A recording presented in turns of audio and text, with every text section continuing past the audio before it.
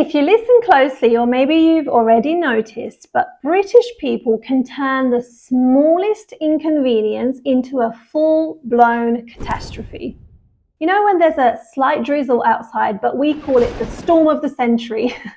Well, stick around as I share some common sentences followed by an exaggerated British version, reflecting the common British tendency to over-exaggerate, focusing mostly on emotions and feelings as well as some other common issues we face.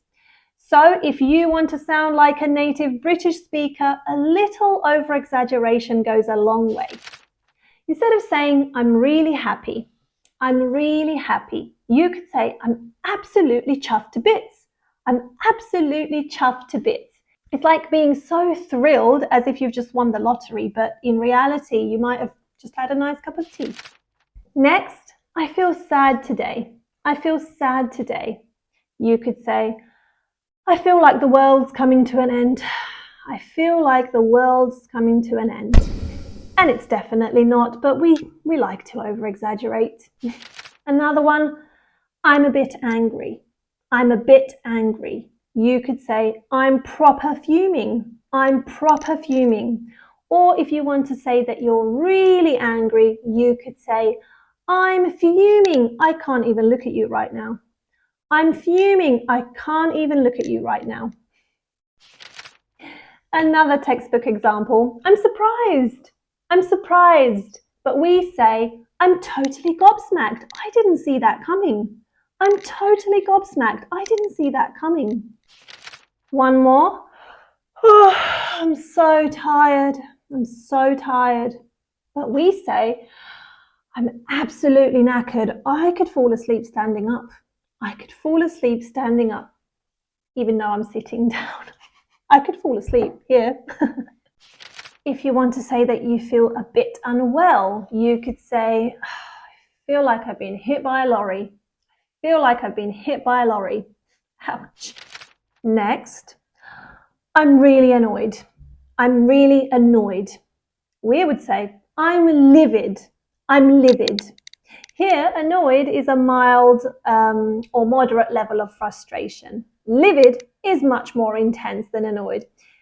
It describes a feeling of intense fury, almost to the point where you might lose control of your emotions. So if someone is livid, they are more than just bothered. They are absolutely furious and, yeah, stay away from them. But they're probably over-exaggerating.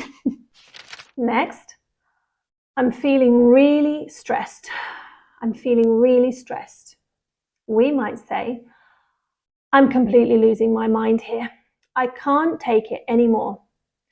I'm completely losing my mind here. I can't take it anymore. So losing one's mind is an expression used to show that someone is feeling so stressed or maybe confused that they can't think clearly or keep control of their emotions. It's not literally losing your mind, okay? But it means the person is feeling overwhelmed to the point of near panic.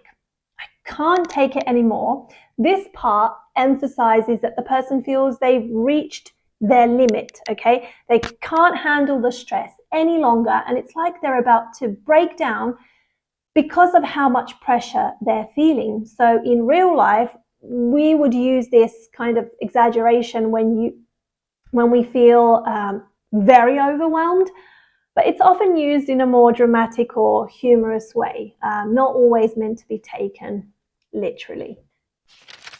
If you want to say, I'm a bit frustrated, you might say, I'm about to lose it. I've had enough of this.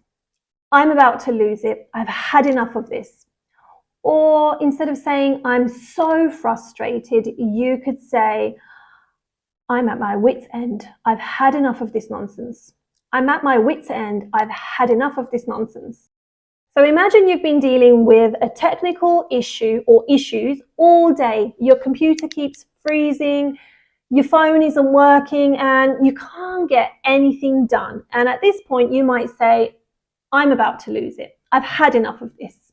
Or I'm at my wit's end. I've had enough of this nonsense. This shows you're deeply frustrated and ready to react strongly because the situation has gone beyond what you can tolerate. But most of the time, it's not even that bad. We just exaggerate the situation. Another way to say I'm very busy would be I'm up to my eyeballs. I'm up to my eyeballs. I've had it up to here. Being hungry is a classic one for exaggeration in British English. So some people, instead of saying I'm really hungry, might say I'm starving to death. It's like I haven't eaten in days. Of course, it's an exaggeration. Or we might say, I'm so hungry, I could eat a horse right now. I could eat a horse right now. Or, I'm so hungry, I'd even eat a soggy sandwich at this point. That's disgusting.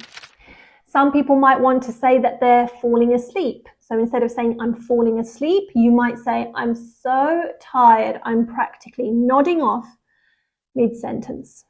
So that means you're falling asleep in the middle of your sentence. I'm nodding off mid-sentence. That's how tired you are. Guess what else we like to over-exaggerate?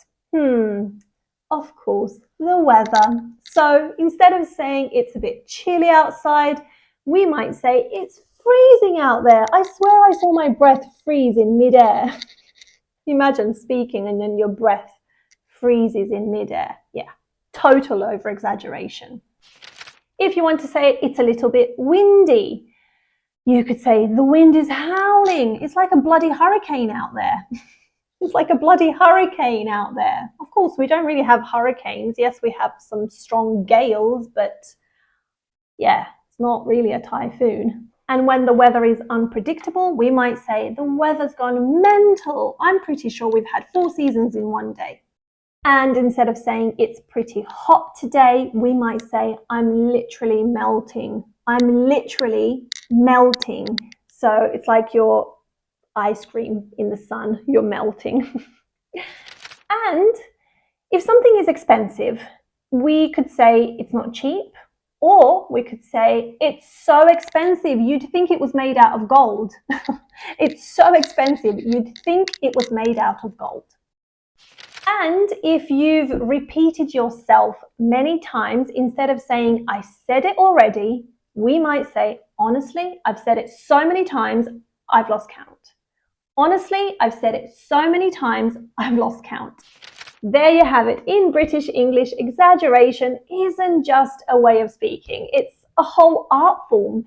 Next time you're chatting with a friend or anyone else for that matter, don't be afraid to sprinkle in some of these exaggerated expressions.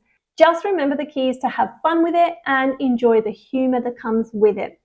This kind of over-the-top language helps convey strong emotions, create humor, or simply just add some extra flair to your everyday conversations. I hope you've enjoyed today's lesson. Give me a thumbs up if you did, and let me know down in the comments section if you over-exaggerate in your language too, and where you come from. And I will see you again next week. Take care, everyone. Bye for now.